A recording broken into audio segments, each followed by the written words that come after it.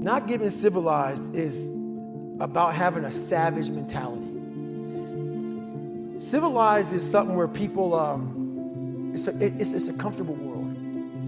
A lot of us say, like for instance, I see these athletes right now who retire. I'm 38, I'm 39. I did 20 years at the top of my game, and I'm chilling out now. You see them a year later and how they look.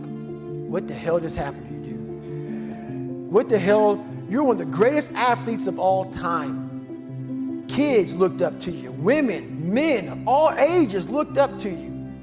And they hit the pinnacle where it's time to retire, and their mind says, I'm civilized. The worst thing that could ever happen to any human being is they become civilized. It's that total accountability. Like even when you retire, there's a motherfucker looking at me and judging me right now, man. I was the baddest person to ever live.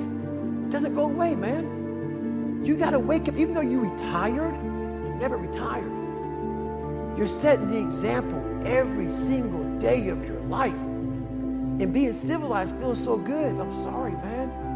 Once you get to the top, you may retire, but you ain't ever coming back home, man, because now you're judged. People see you falling off. You want to be that guy who knows I may be retired from the sport or forever I did, but I'll be damned if you ever see me looking like shit, feeling like shit, not arriving. People, I've arrived. I've arrived mentality. You're always setting the example. Civilization feels so good. These comfortable feelings are what people want. They want retirement. They want that. They need that. It's a yearning feeling. I want it too. People love putting a label on me about, my God, man, you're just wired different. I'm not fucking wired different, dude. I'm thinking right now, after I got past my stuttering thing, now I'm on a roll, I'm good now. You know what I'm thinking about right now? I gotta fucking wake up tomorrow and do the same shit again. I gotta leave this fucking interview and go stretch out for 2.5 hours. I hate that shit. But guess what it does though? I'm constantly callousing over my victim's mentality that I once had growing up. Every day you have to do this shit.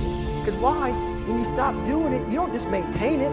If you stop shooting a gun, you're not gonna be a great shot when you pick a gun up a year from now. The only way to keep from getting rusty is to constantly oil that motherfucking machine. The machine exists. You gotta keep challenging it every day. How do I do it? How am I able to do what I do on a daily basis? You know, how do I fight the demons? Because they hear me speak and I'm very raw and real. How do you fight my insecurities? All these things. And they're there every day. They're there every day. Like you said, I'm in search for a feeling. I'm not in search for a trophy. I'm not in search for love. I'm not in search for more followers on Instagram or social media. When I started this journey years ago, and I realized that I'm going to be somebody, and I'm searching for a feeling of true victory for myself, and only myself. The second I shut out the whole world and realized that one thing, that I am in this world alone. I'm fighting this race by myself. Yeah, I'm all about people, I'm all about team, I'm all about that shit, but I'm really all about right now and in my life, just like you said, no one knows the real truth about me, how hard I really go. I don't care if anybody knows. I don't want anybody to know. I'm an introvert. I live an introverted life, and I love that about me. That right there is my fuel, is I know that there's really no one out there grinding like me. And if they are, so be it. If I know about you, I'll make sure that I up my game. That's what the mentality is all about. My whole thing is a mentality thing. Like I told you the last time I was on the show, I viewed myself as the weakest person on the planet Earth.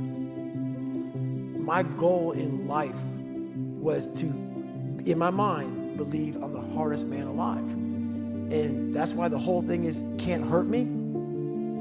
That's what it's about.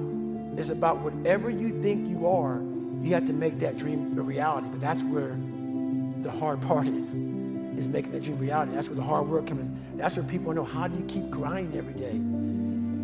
You have to make those insecurities, those fears. Like when I was 300 pounds, I didn't have any drive. I'm gonna go be a Navy SEAL. What kind of stupid shit is that, 300 pounds? There wasn't like a drive to go be a Navy SEAL. I was an insecure, lying kid, afraid. I had to look at my insecurities and in my fear and find drive in that. We're all looking for passion. Passion's all around you. You have a whole fucking stack of it all around you. It's your insecurities, all that shit. You gotta dive deep in that shit. It's all in there. All the energy and fuel you need is right in yourself. It's all there. You got a lot of stuff to do to overcome. And that's where I found it. I found it right there in my own insecurities. I found drive in my own insecurities. And that's the most powerful thing in the world. When you can find drive in your own doubt, fear, insecurities, you become very unstoppable. It's the truth. Who is sitting here right now today? This is the real me, obviously. But I'm gonna go I'm a very philosophical person. And I'm gonna go there with you real quick. I believe in a higher power. Don't know the name, don't know where it's coming from, don't know anything like that. But I believe that this power, and visualize with me real quick. Let's say it's a man up there or a woman, whatever, and they have a chart. And when you're born, they say David Goggins, born February 17, 1975 at 6 a.m. They write the chart down because they can see everything. They know exactly what you're fucking supposed to be. They know what you're supposed to be. You die, you go to so-called heaven. You arrive at heaven, I'm 300 pounds. I retired as an Ecolab guy, which is okay, just a job, whatever. I go up there and God looks at me and he shows me my chart. And And my chart on there says you were supposed to be a Navy SEAL.